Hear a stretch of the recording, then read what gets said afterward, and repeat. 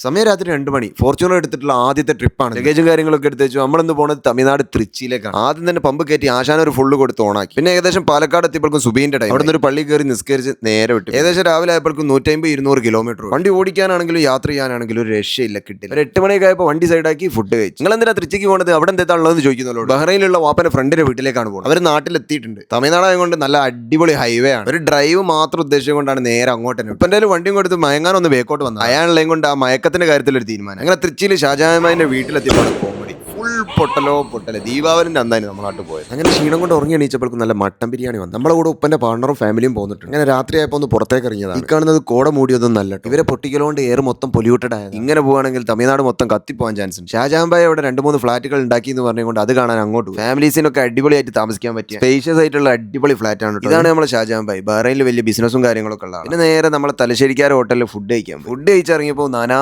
ഭാഗത്തുനിന്നും പൊട്ടല്. അപ്പോൾ ഇന്ന് ഇത്രേ ഉള്ളൂ. Bye bye.